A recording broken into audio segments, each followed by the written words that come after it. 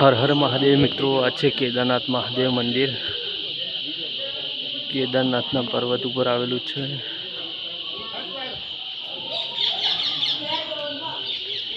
આ છે ગંગાજી કુંડ. અહીંયા 12 મહિના પાણી ખૂટતું નથી, ગમે એટલું કાઠું આવે તો.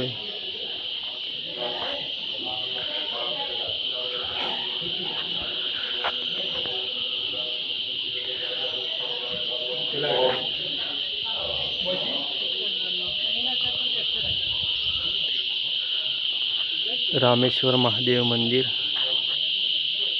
કેદારનાથ.